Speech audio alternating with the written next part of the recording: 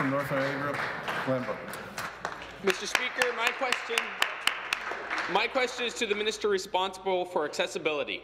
I recently met with the Joint Accessibility Advisory Committee of Niagara, as well as hosting my own roundtable in Grimsby, to learn more about the obstacles faced by 1.85 million Ontarians with a disability. This allowed me to hear from Alexandra Stanovic, a student with hearing challenges who faces great obstacles in high school after being assigned a poorly educated interpreter who failed to interpret the course properly. The Premier agreed to establish an education accessibility standard last December. However, 4 months have gone by and an Education Standards Committee still does not exist. How much longer will persons with disabilities like Alexandra have to wait for this government to take action? Minister responsible for accessibility. So first, I want to thank the members so much for hosting that roundtable. I think it's fantastic when any member of the legislature can engage with their communities.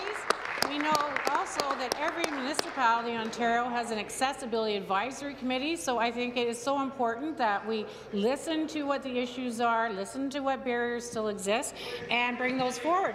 But Speaker, I'm also very proud of our legislation. In fact, this year, 2017, is the first year where all organizations have to start reporting on their accessibility plans and their progress.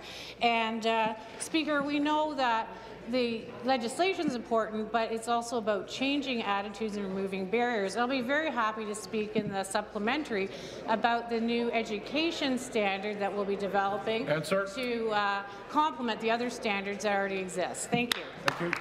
Supplementary. Mr. Speaker, that answer let down over 1/3 of a million students in elementary, secondary and post-secondary study.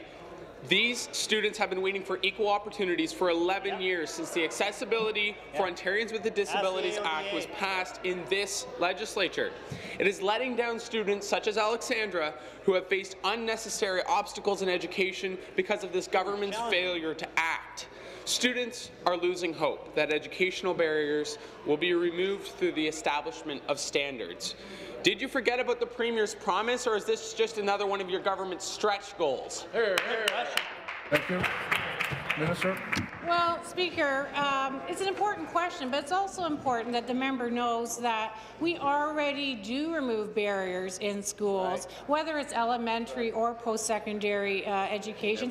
We have obligations in place for the education sector under our standards, and that policies be in place, that educators are trained on programs, that libraries and other services are provided in accessible format. These all help our students, but we know there's more to be done, and that's why the Premier announced the education standard in December of last year. She made that a public commitment, Speaker, and we are working, I am working with my colleague ministers in education and advanced education skills development to get that standard going, to strike an SDC, a standards development committee, as we've done recently with healthcare, and we know that improving, enhancing inclusion, accessibility for students is an important thing, and we'll continue to work hard on this.